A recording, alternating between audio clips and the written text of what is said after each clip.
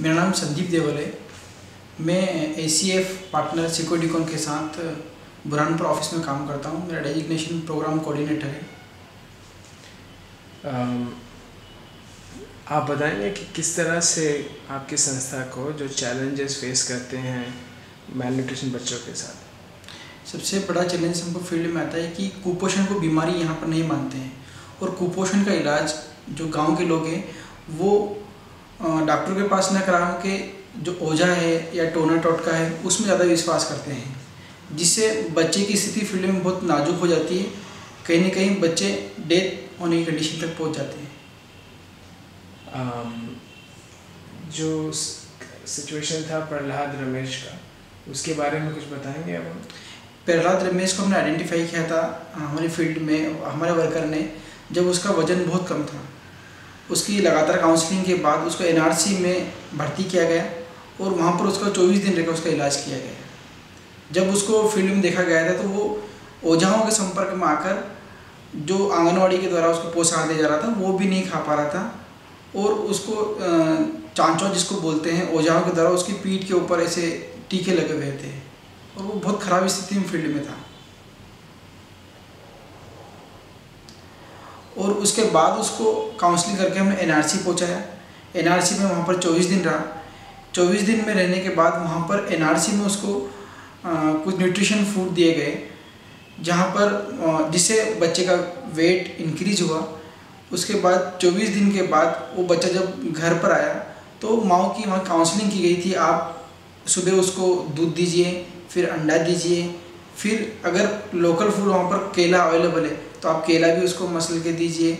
और बच्चा 18 महीने का था प्रहलाद रमेश, इसलिए कुछ उसको खिचड़ी और रोटी के लिए हम लोगों ने सजेस्ट किया।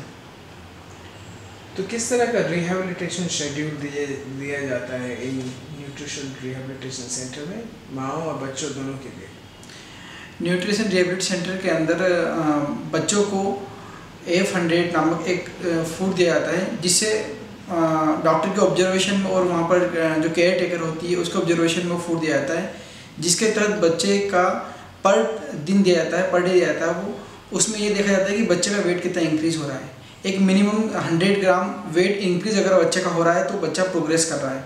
अगर 100 ग्राम अगर वेट इंक्रीज नहीं हो रहा है तो बच्चा प्रोग्रेस नहीं कर रहा है, तो उसको मेडिकल कहीं ना कहीं प्रॉब्लम दूसरी भी है।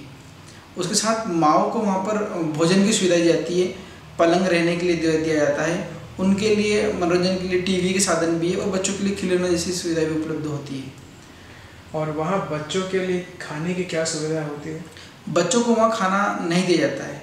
बच्चों को खाना इसलिए नहीं दिया जाता है क्योंकि वहाँ पर F100 F75 फूड दिया जाता है कि बच्चे घर पे जाके भी खाना खा के भी ग्रोथ कर सकते हैं। स्पेशली ट्रीटमेंट बच्चों को वहाँ पर किया जाता है F100 F75 के द्वारा।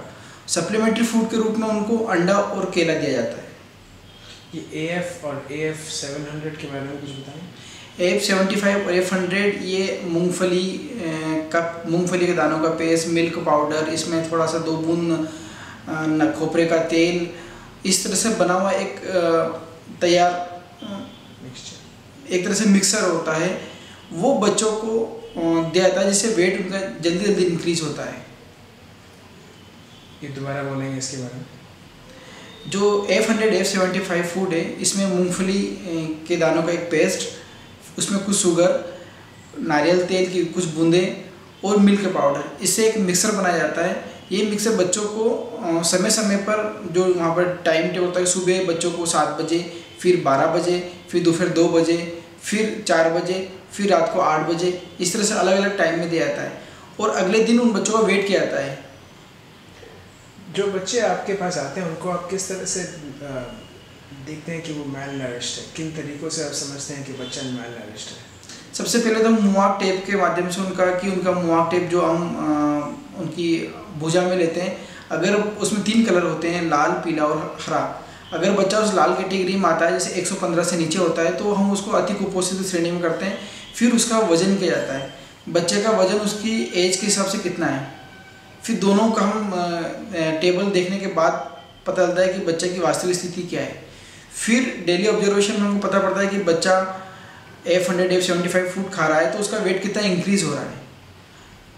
NRC nutrition and rehabilitation centre का क्राइटेरिया होता है कि अगर बच्चे का भर्ती होने जब बच्चा भर्ती हुआ है और जब बच्चा डिस्चार्ज हुआ है, जब उसका 15% वेट गेन होना चाहिए उसका, ये क्राइटेरिया होता है एनआरसी से बच्चे का डिस्चार्ज करने का। एनआरसी से माँओं को क्या बेनिफिट मिलता है? एनआरसी में माँ को निःशुल्क भोजन की सुविधा उपलब्ध होती है। फील्ड में उनको एम्बुलेंस की सेवा भी निःशुल्क उपलब्ध होती है। अगर माँ वहाँ पर खाना निःशुल्क दिया जाता है, दोनों टाइम दिया जाता है, सुबह और शाम दोनों निःशुल्क भोजन दिया जाता है। उसके बाद 65 रुपीज़ पर डे उनको एक ऑनरियम के रूप में दिया जाता है कि अगर वो कोई मजदूरी करती है तो इस तरह का 65 रुपीज़ उनको पर डे दिया जाता है। कम से कम 14 दिन एनआरसी में रहना होता है। अगर बच्चे की हालत ठीक नहीं हो रही है तो वो अधिकतम 1 महीना भी एनआरसी में रह सकती है। मेरा सवाल ये था कि बच्चों माँओं का सिर्फ आर्थिक भरोसा नहीं, किंतु माँ का बच्चे के साथ जो लगाव है उसमें क्या फ़र्क पड़ता है, उससे क्या लाभ? उसमें वहाँ पर उनको ऐसी काउंसलिंग टेक्निक सिखाई जाती है कि माँ को स्तनपान कैसे कराना चाहिए, माँ को अपने घर में रह के बच्चे को किस तरह की डाइट देना चाहिए, कब कब हमको बच्चे को किस किस कंडीशन में किस तरह से उसका ट्रीटमेंट देना चाहिए, फूड न्यूट्रिशन फूड देना चाहिए सबसे पहले, और हाइजीनिक की साफ़ सफाई खाना बनाने से लेकर तो खाना खिलाने तक किस तरह साफ़ सफाई का ध्यान रखना चाहिए। और सबसे महत्वपूर्ण बात होती है कि उनको अपने परिवार नियोजन के बारे में महत्वपूर्ण बताया जाता है कि कम संतान रहेगी, ज़्यादा सुखी रहेगी और आप इन पर अच्छे से ध्यान दे पाएंगे। तो सबसे महत्वपूर्ण चीज़ हम होती है काउंसलिंग वहाँ पर कि उनको स्तनपान कैसे कराना है। अगर बच्चा 6 महीने से अधिक का है तो उनको उनकी उम्र के हिसाब से कौन कौन सा उनको फूड देना चाहिए।